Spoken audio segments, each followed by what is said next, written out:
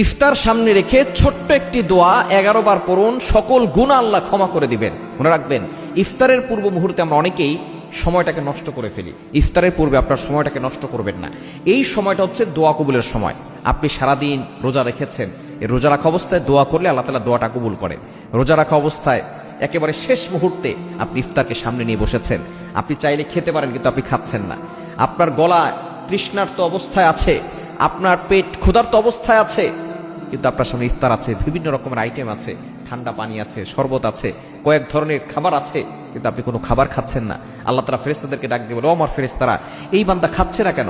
ফেরেশতারা বলে, আল্লাহ, সে তোমার অনুমতির অপেক্ষায় আছে, যখনই অনুমতি আসবে তখনই সে খাবে। তখন আল্লাহ বলে, ফেরেশতারা, এই বান্দা কি আমাকে দেখছে? তখন ফেরেশতারা বলে, না আল্লাহ, আপনাকে দেখে নাই। তারা কি জান্নাত দেখেছে? ফেরেশতারা বলে, না আল্লাহ, তারা তো জান্নাত দেখে নাই। তারা কি জাহান্নাম দেখেছে? বলে, না আল্লাহ, তারা জাহান্নামও দেখে নাই। তখন আল্লাহ পাক রব্বুল আলামিন ফেরেশতাদেরকে ডাক দিয়ে বলে, ও আমার ফেরেশতারা, যে সকল বান্দারা আমি আল্লাহকে খুশি করার জন্য তারা না খেয়ে আছে, ক্ষুধার্ত পেট নিয়ে খাবার সামনে নিয়ে বসে আছে, এই ব্যক্তি এখন যেই দোয়া করবে আমি আল্লাহ তাআলা সেই দোয়াটাই কবুল করে নিব। এজন্য এই সময় তার দোয়া কবুলের সময়। অনেক মা বোনরা আছেন, এই সময় আপনি ইফতার বানানো নিয়ে ব্যস্ত থাকেন, পেঁয়াজ ও আলুর চপ শরবত বানানো নিয়ে ব্যস্ত থাকেন, প্রতিদিন আপনার ব্যস্ততার সময় কাটছে, আপনি দোয়া কবুলের সময় দোয়া করতে পারছেন না।